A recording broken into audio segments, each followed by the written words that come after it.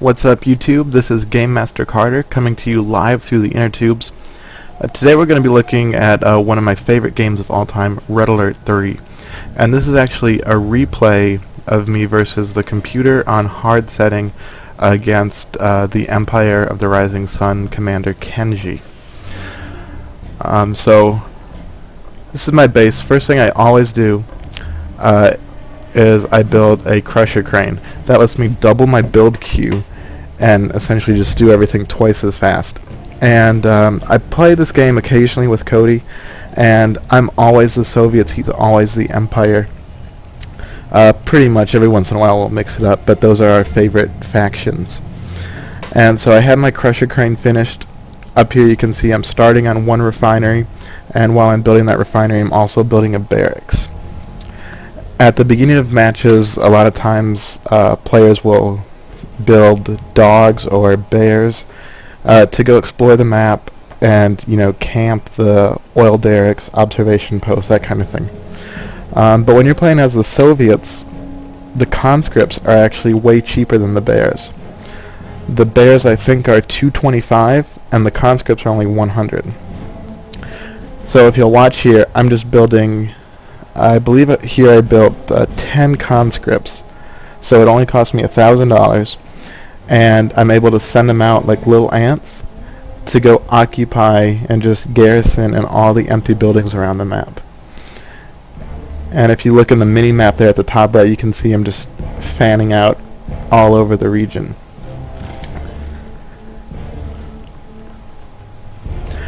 And while they're doing that, we'll take a look at the enemy's base here. And all he has so far, he has his construction yard, of course. It looks like he built a few power plants, and he built his barracks and his war factory. And he's making a bunch of Tengus right now, which, I mean, you can ask Cody. I absolutely hate the Tengus because if you have anti-air units, they'll just transform into ground units, and if you have ground units, they'll just go in the air. So to take them down, you really need to have a good mix of units, or something like a lot of flak troopers that can attack ground and air. There aren't really that many units, especially Soviet units, that can do that.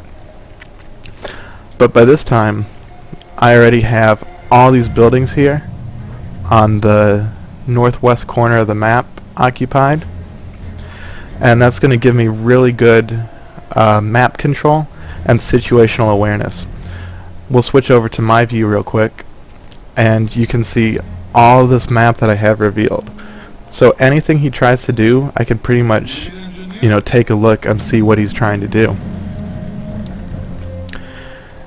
Now I'm building my engineers. I'm building a few of them. Just call me Kenji. You might as well get comfortable with what's about to happen.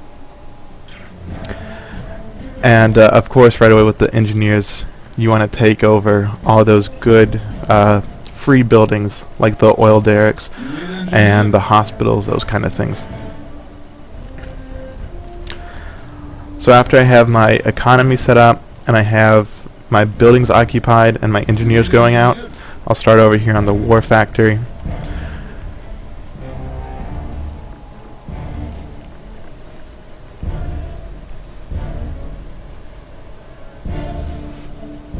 And my favorite unit out of the war factory is definitely by far the Terror drone.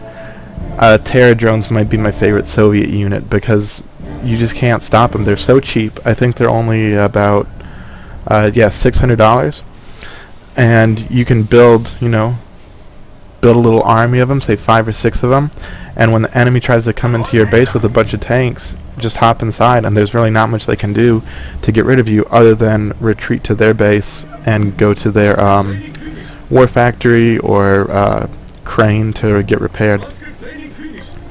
But before we can build terror drones or any other offensive units, we have to send out our Sputniks to... This is our main destination for Sputniks and base expansion. We want to get these other 2 ore mines over here. And after we get those 2, we're going to try to get this one right here.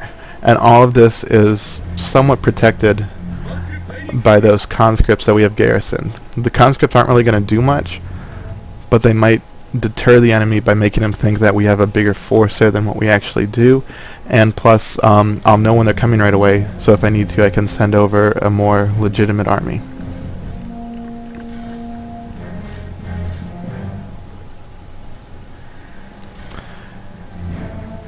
And we'll go back to our revealed view here and check out what Kenji's up to.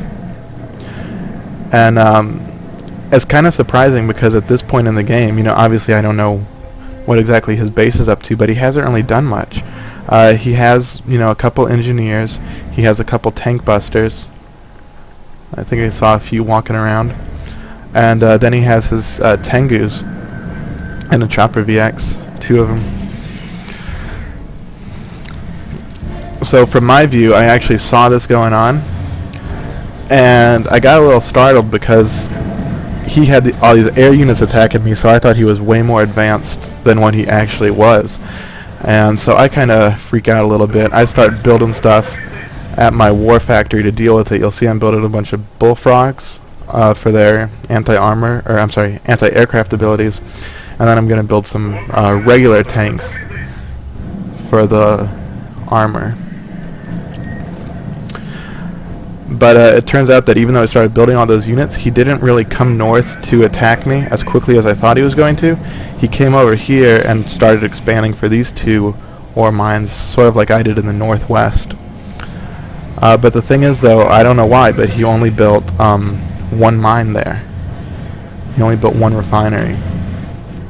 And after he gets his refinery built, then he starts coming north to me, which of course these buildings, each of these buildings only cost me $100. There's just 1 conscript in it, but it kind of distracts them a little bit and slows them down.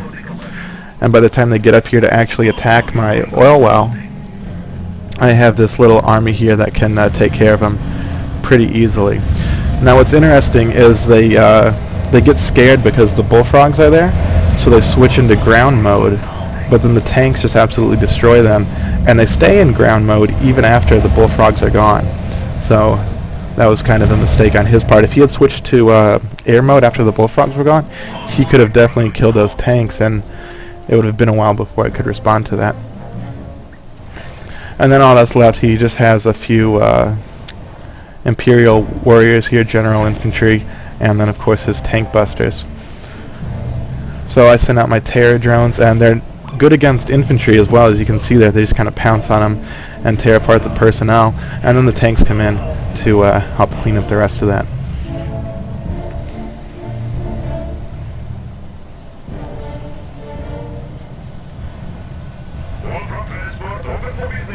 Now this guy did take a while to kill because he kept using a special ability of hopping on the ground like that, but I mean he can't go anywhere, and I'm not going anywhere. So it's just a matter of time before he's gone. And then once that unit's gone, he won't have that reveal of my map any longer.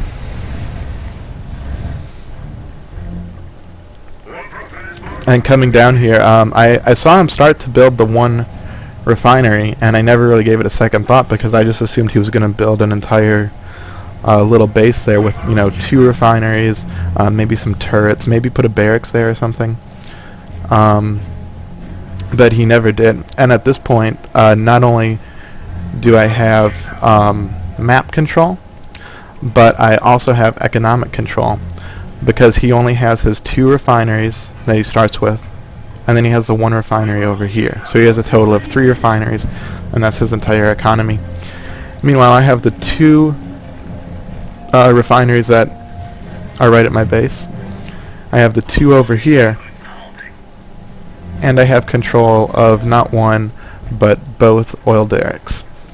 So I have map control and economic control at this point. Now, of course, I didn't really know that. I knew I had both oil wells, and that's great, but I didn't know how many refineries he had going.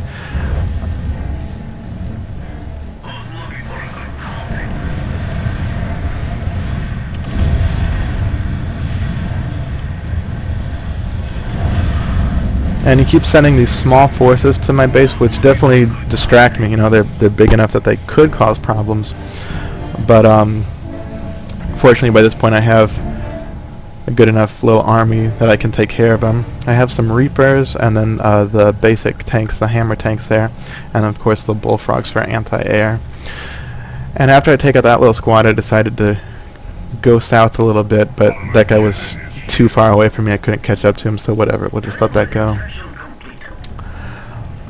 Now, after the Terror drones, my second favorite Soviet unit is definitely the Twin Blade. And as you can see, I have economic control. I have plenty of money, so I build an Air Force base, and I start building just a ton of Twin Blades. Now, I don't really like to use them that much. I like to build them up because they're a great unit. But I don't want to waste them. So I usually hang on to them until the opponent builds their super weapon, and then I just send in my Twin Blades and get rid of that threat. Now at this point they start to creep up the west side of the map, but it's going to be such a long walk for them. You know, the computer's going to want to attack every single Soviet building they come across, and I just have so many of them, weak as they may be, that it's going to be a while before they can get to my base going to the west-northwest.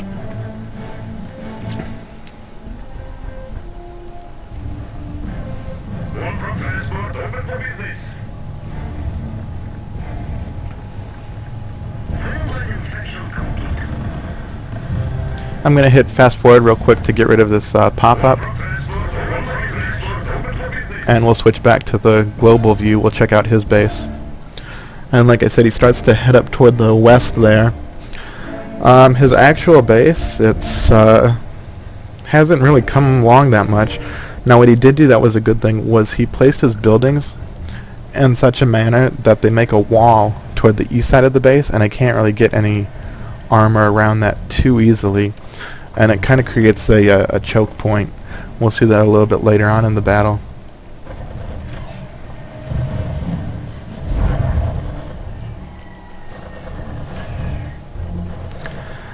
But I only have one conscript in here, you know, $100, and you can see how it's just completely distracting this Archer Maiden, and it's actually going to end up killing the Archer Maiden, probably.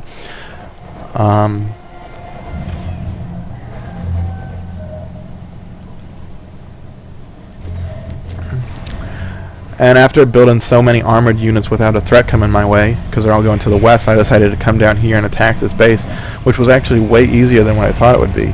He only built his refinery and a Wayforce tower, and my units take care of that pretty easily, especially when these Apocalypse tanks roll in here.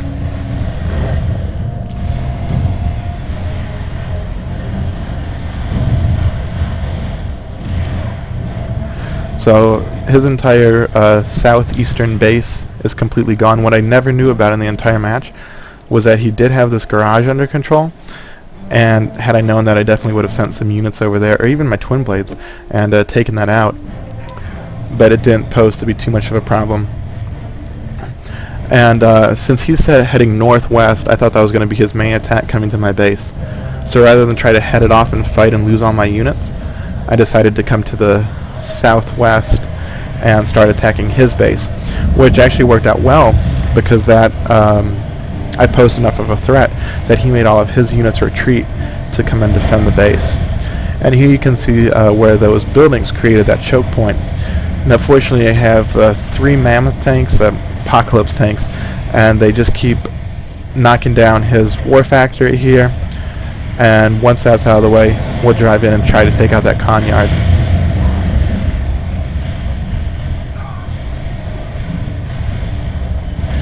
And he does have a few units after me, but they're all either infantry or light armor, so there's really not much of a threat to my Apocalypse tanks at this point.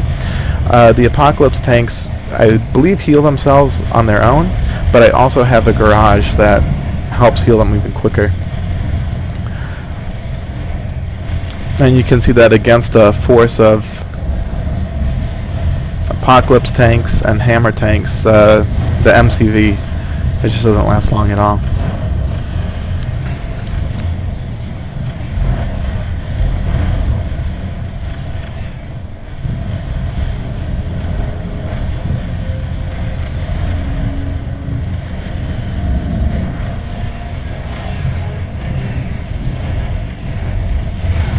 So there we go. His construction yard slash MCV is destroyed, and we also destroyed the war factory on the way in, so he can't build another MCV unless he takes over my war factory. And without an MCV, he can't build any main buildings. So he can't build another war factory, so we know that he can't create any more armor threats. We'll take out some of his economy here, and that'll be a really good attack we just pulled off there. That actually went way better than I thought it would when I was playing. Now all those twin blades I made, I'll go ahead and send those in. And also while that attack was happening, I started to rebuild, units here. I have some sickles, apocalypse tanks, and of course anti-air to get ready for another wave.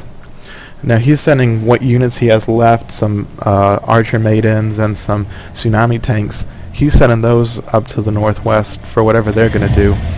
But really he should have just kept the archer maidens at his base to help fight off these twin blades.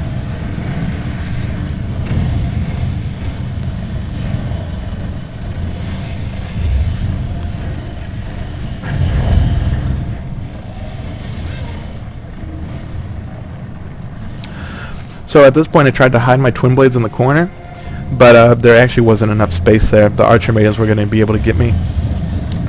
So I decided to just roll out to the east a little bit and take out what I could along the way. And if I wanted to, the twin blades might have been able to fight off the archer maidens. It would have been real close there. But I just figured it was best to go ahead and take out buildings with them. And then when they start to get weak, I'll call them back to my base. And I think about 6 or 7 of them made it home. And of course, when they do get home, there's some more waiting to join them for a second attack, as well as all this good armor that I have built up right here. And even though I have all that going on, I still have plenty of money because I have 4 refineries and 2 derricks. I could have, I have these terror drones down here making sure nothing comes back. If I wanted to, I could have sent a Sputnik down there. I probably should have, and take over 2 more refineries. But turns out I didn't really need him for this match.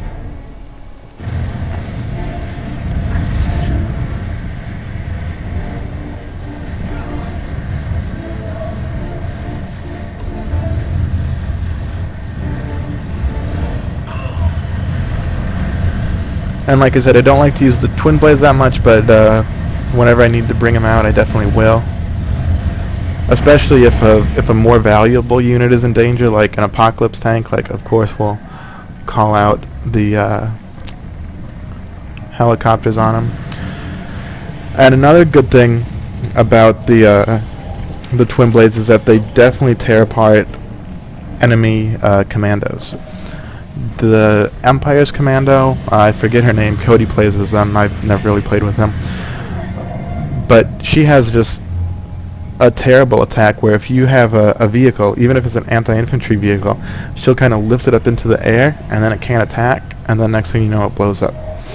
But she can attack air units, so twin blades are definitely the unit to use against her, and Tanya as well. She can't attack air units, and of course Natasha can't either, so if you can attack a commando from the air, that's the best way to do it. So at this point, with what I have, I can send it in and clean up his base. He doesn't really have anything left at all. He just has some power plants and a couple of looks like 1 garrison building. So we'll clear that garrison.